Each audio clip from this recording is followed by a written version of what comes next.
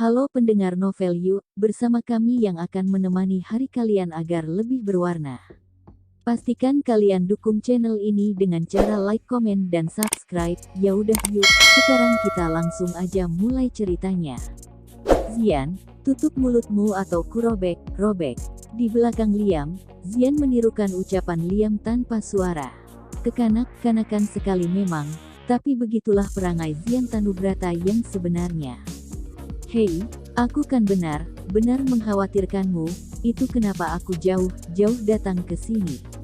Paling tidak jawab salah satu pertanyaanku, lah. Liam yang berhenti tepat di depan lemari pendingin akhirnya menoleh, masih mengoceh tentang hal itu. Ku minta Pak Bima menyeretmu keluar dari sini, ancam Liam. Ngomong, Pak Bima itu satpam di rumah ini. Bibir Zian mencibik sebal. Dasar pelit, padahal kan aku hanya ingin mendengar kesanmu setelah sekian lama tidak menyentuh wanita selain Tante Larissa. Barangkali, setelah ini kita bisa main di klub sama-sama, bersenang-senang dan, Zian. Mendapat pelototan dari sepupunya, Zian mengangkat tangan tanda menyerah. Baiklah, aku tidak akan membahasnya lagi, puas. Zian melipir setelah mengatakannya, menyela Liam yang lebih dulu berdiri di depan kulkas dan mengambil satu botol air mineral ukuran sedang dari dalam sana. Entah sadar atau tidak, Liam diam mengamati gerak-gerik Zian. Bahkan, meski tangannya masuk ke dalam kulkas dan mengambil minuman serupa dengan Zian, ekor matanya mengikuti Zian yang tengah meneguk minumannya di dekat meja bundar yang ada di ruangan itu. Liam terlihat hendak mengatakan sesuatu, menimbang, ragu, namun memutuskan untuk tetap menanyakannya meski terlebih dulu membuat gesture yang menunjukkan bahwa dirinya acuh tak acuh. Pria itu menutup pintu lemari pendingin, memutar tutup botol air mineral yang ada di tangannya sebelum mengutarakan pertanyaan itu dengan mode terdengar seacuh mungkin. Jadi bagaimana? Dia benar dipecat, kan? Bibir botol air yang digenggam Zian menjauh. Melirik sepupunya dengan mata menyipit. Kamu bilang jangan membahasnya. Tapi masih penasaran juga. Sebelah alisnya naik, menahan agar bibirnya tidak ikut membentuk garis melengkung menahan tawa. Bodoh, ini ya ini, itu ya itu. Bisa bedakan masalah pekerjaan dan pribadi, kan? Rasanya kalau bukan sepupu sendiri, Zian mungkin ingin menghajarnya walau hanya sekali. Sayang saja posisi Liam lebih diuntungkan karena menjadi pewaris utama pilihan kakek yang membuatnya tidak bisa mengusik pria itu terlalu banyak. Bukannya takut, tapi karena Zian menyadari bahwa dirinya tidak akan mampu menggantikan Liam untuk mengurus perusahaan mereka yang berjibun itu. Maaf sekali Tuan Liam, karena Anda harus kecewa kali ini. Karena aku sudah menarik perintah pemecatan yang ngomong. Apa? Tidak, maksudmu, kamu menganulir keputusanku. Hei, dia karyawanku. Jadi kenapa harus kamu yang pecat? Enak saja, memang kamu pikir mudah mencari karyawan yang berdedikasi sepertinya. Tentu saja tidak, kan? Makanya tidak akan aku sia-siakan. Liam meletakkan botol air mineralnya di kabinet dapur, menatap sepupunya lurus. Zian, tapi dia sudah membuatku malu. Kamu pikir enak dibawa ke kantor polisi dalam keadaan seperti itu? Aku tahu ini semua ulahmu, dan sebenarnya harusnya kamu lah yang aku pecat. Sayangnya, aku tidak bisa melakukannya. Tapi wanita itu sungguh, Liam, potong Zian, menyandarkan tubuhnya di meja bundar itu. Bukankah harusnya kamu mengingat ucapanmu sendiri? Itu yang kamu katakan beberapa menit lalu. Soal, tolong bedakan masalah pribadi dan pekerjaan. Apa kamu bilang? Akuilah, dalam hal ini kamu sudah memakai terlalu banyak ranah pribadimu. Kalau memang kamu tahu porsimu saat ini, pasti kamu menyerahkan masalah Nona itu padaku, kan? Bukan malah ikut campur dalam regulasi pembinaan karyawan di perusahaan yang sedang aku pegang. Zian mengangkat bahu acuh. Padahal kamu yang selalu sibuk menyuruhku bekerja dengan baik, sekalinya aku benar berniat bekerja dengan sungguh-sungguh, kamu malah mulai mengganggu ranahku. Aku tidak suka pekerjaanku dicampur tangan oleh orang lain.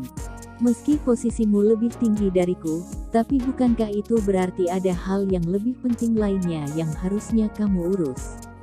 Bukan malah sibuk dan keras kepala berniat sekali memecat wanita itu. Sebenarnya, bisa saja Liam menyanggah, membantah, atau jenis penyangkalan lain yang bisa membela posisinya.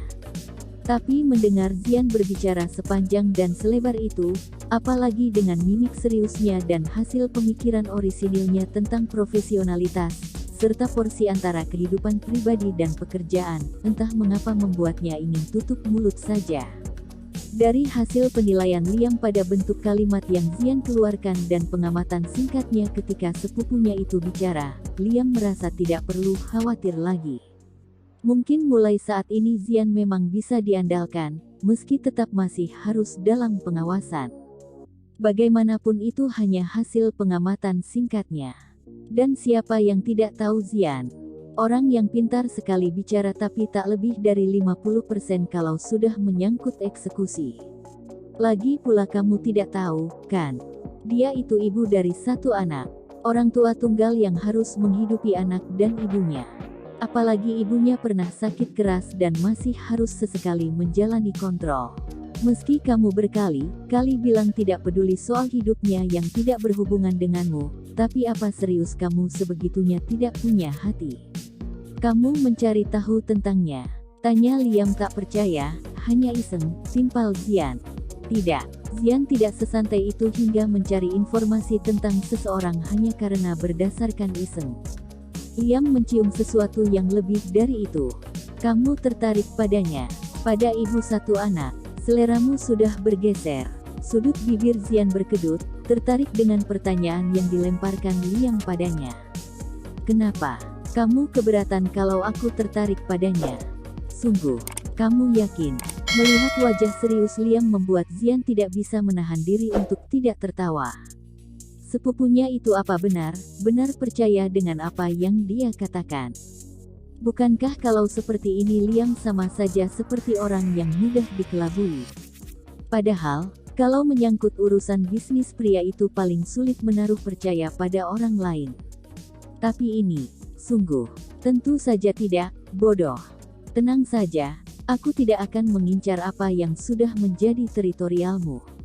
Aku mencari tahunya hanya karena dia mengatakan itu di sela pembicaraan kalian, kan? Dan informasi itu juga nantinya akan kamu butuhkan. Apa maksudmu? Siapa yang kamu maksud dengan incaran siapa? Dan teritorial macam apa yang kamu bicarakan? Zian mengembuskan napas lelah. Sepupunya ini sampai jatuh juga tidak akan pernah mengakui. Memang sekarang ini belum terjadi apa-apa di antara mereka. Tapi lihat saja nanti kalau keduanya sudah banyak interaksi, Liam pasti akan jatuh dulu.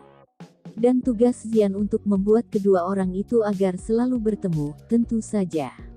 Karena itu yang memang sudah dia rencanakan sejak melihat pertengkaran atau adu mulut yang terjadi di ruangannya siang tadi. Mereka menarik, dan Zian akan menyatukannya, demi sepupunya, dan yang terutama tentu saja demi keponakan kesayangannya. Sudahlah, percuma bicara denganmu. Kamu bodoh dalam hal seperti ini. Biar ku selesaikan saja sisanya sendiri. Zian meletakkan botol minum yang isinya sudah habis di atas meja. Berlalu meninggalkan Liam yang masih tidak puas karena dibuat bertanya-tanya. Ah, apa ku bangunkan saja Kei agar aku ada teman bicara, ya? Hei, berani kamu membangunkannya, ku gorok lehermu. Seru Liam yang malah mendapat kekehan dari sang sepupu. Terima kasih sudah mendengarkan novel You. Tetap semangat, jangan lupa like, komen dan subscribe.